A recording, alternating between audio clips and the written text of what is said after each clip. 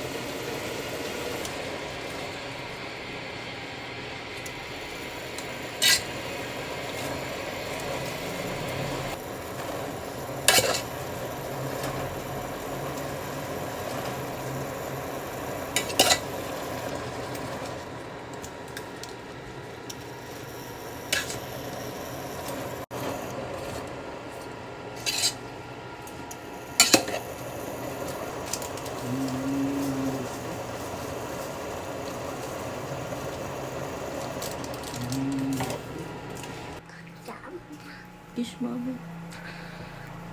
Kiss. I love you. Say I love you, mama. Ganda-ganda mo naman, ah. So pretty mo naman, ah. So pretty. Anong gagawin ko dito? Hindi. Paki-timpla po ng milk.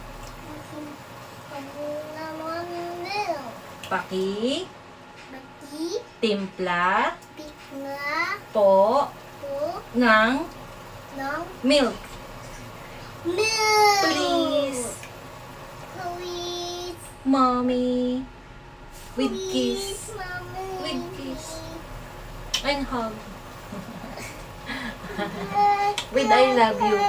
With I love you. I love you. Siyempre, titipla ko yan. Love ko yan. Anong sasabihin mo? Anong sasabihin? Kiss.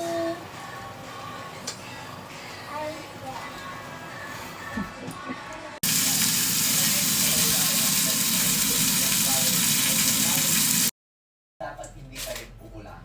Dok, sabi mo sa intro ng video, hindi ako maguguto. Sabihin natin for lunch, ang technique tayong ituturo later para hindi agad tayo magugutom kahit onti yung ating kinakain. So ganyan po, everyday tinatrack ko po yung aking kinakain. So ito yung yesterday, several days before. So nakatrack po lahat yan. So download nyo lang po yung MyFitnessPal para meron kayong pang-track ng pagkain. Alam ko meron ding ibang app na ating cardio na hindi nakakapagod. So hindi po kasi lahat ng fat burning mechanism sa katawan ay kailangan nating gumalaw ng very intense. Meron po mga low intensity na daily activities na talaga nakatulong din sa pag-burn ng mga fitness. At isa na dyan yung daily walking. So sinasabi nila 10,000 steps a day, 7,000 steps a day. Wala naman pong magic number, basta maging consistent lang po tayo na gumagalaw throughout the day. Paglinis ng bahay, paglinis ng kotse, consider din po yan nandito. Non-exercise activity, thermogenesis.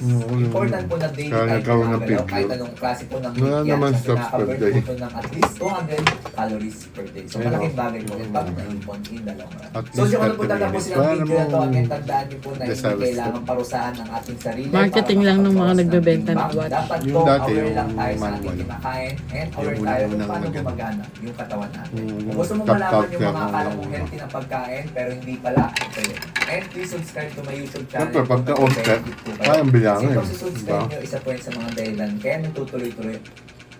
Doc Alvin. Parang bait-bait ni Doc Alvin, eh, no? Nakita mo yan, may scandal. Kung sabi ng Doc Alvin, ay Mantot na rin ang bukok. Hindi ko nga parang bait-bait, eh, no? Maloko-loko lang, eh. Well, right now I'm in the heart.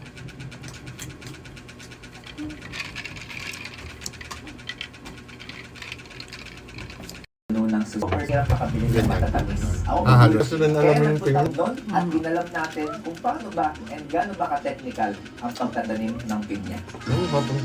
Ito yung portion pa lang ng plantation ng mga pinya dito sa buong Bukidnon. Ayan, kung makikita nyo, lahat ng green na yan, lahat yan yung crown ng mga pinya. Lahat ng nakikita ng mata ko, Pumunta pa ay talaga siya kahit dun. doon merong mga pinya. Hindi, baka naman, napunta siya dyan, tapos ginawa niya na namin siya. So, Hindi naman yung resepto na content, punta pinya. siya. So, Hindi naman meron siguro tayong ba mga yun? BPEs, yung gloves. Baliktad naman siguro. Nakapos tayo. Meron tayong parang ipon. Naisipan niya ng content. Ganito na. Oo, nagpunta siya dyan. Ganun talaga siya siguro pinuntahan. Tapos, Diba?